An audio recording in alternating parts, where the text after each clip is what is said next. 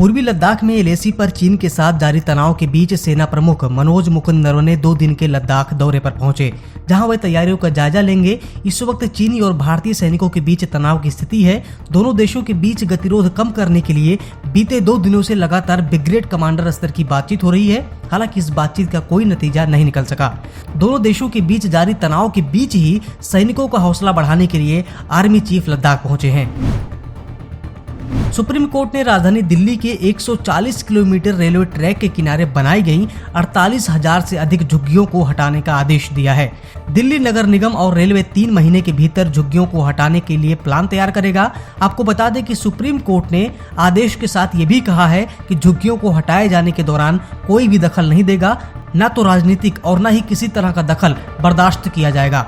साथ ही supreme court ने साफ कहा है कि कोई भी कोर्ट अतिक्रमण को हटाए जाने के खिलाफ स्टे ऑर्डर भी जारी नहीं करेगा। मुंबई ने इस बार इतिहास का सबसे शांत गणपति उत्सव मनाया। अगर ऐसा कहा जाए कि मुंबई ने इस बार इतिहास का सबसे शांत गणपति उत्सव मनाया तो ऐसा कहना गलत नहीं होगा।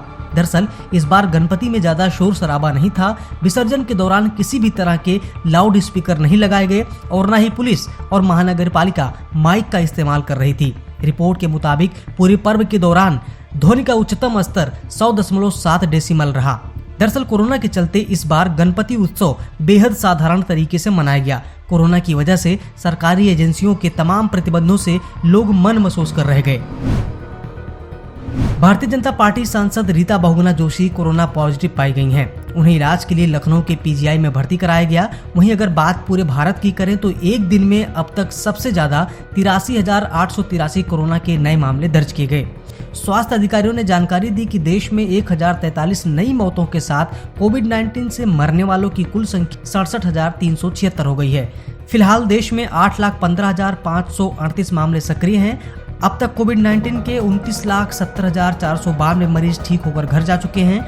68,584 मरीज पिछले 24 घंटे में इस बीमारी से ठीक हुए हैं, जिसके बाद देश में रिकवरी रेट 77.09% हो गया है। सुशांत सिंह राजपूत के पिता के वकील ने दावा किया है कि पहले उन्हें ऐसा लग रहा था कि सुशांत को सुसाइड करने के लिए उकसाया गया था और पटना में दर्ज एफआईआर में भी इसी बात का जिक्र था। लेकिन अब परिवार का मानना है कि ये मामला सिर्फ उकसाने का नहीं है। उनकी नजरों में सुशांत सिंह राजपूत की हत्या की गई है। इससे पहले सुशांत के पिता ने एक बयान में ये भी कहा था कि मेरे बेटे को जहर देकर मारा गया है, सभी दोषियों को सजा मिलनी चाहिए। हालांकि सीबीआई अभी सभी पहलुओं पर जांच कर रही है, लेकिन अभी भी कोई ठोस सबूत हाथ नहीं लगा है। हालांकि इस केस में ड्रग एंगल पर तेजी से जांच बढ़ रही है।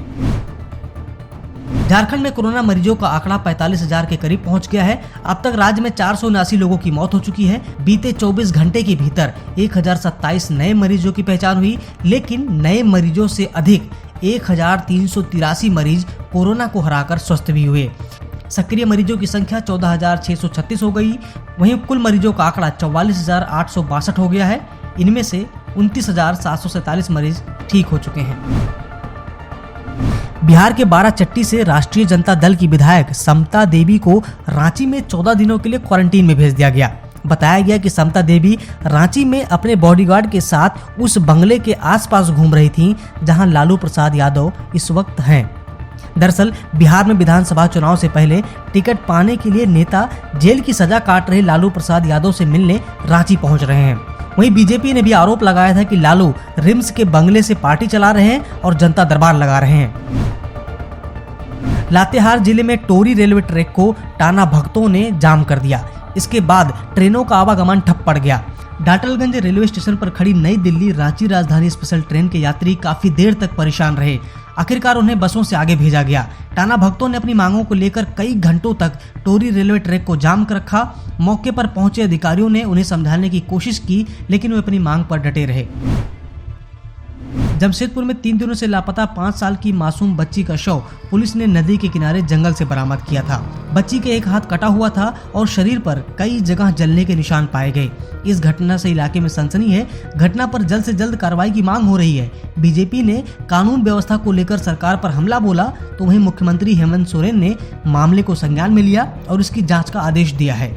इसके बाद SIT का गठन किया गया है और इस मामले को स्पीडी ट्रायल में चलाने का आश्वासन दिया गया है, ताकि दोषियों को जल्द से जल्द कड़ी सजा दिलाई जा सके।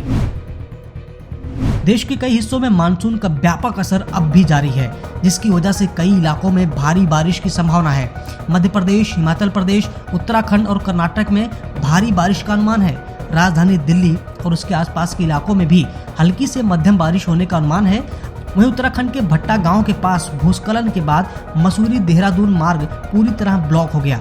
वाराणसी में गंगा नदी का जलस्तर बढ़ने के बाद गंगा के किनारे के घाट डूब चुके हैं। वहीं गंगा नदी का जलस्तर बढ़ने के बाद प्रयागराज के निचले इलाकों में भी बाढ़ जैसे हालात बन गए हैं।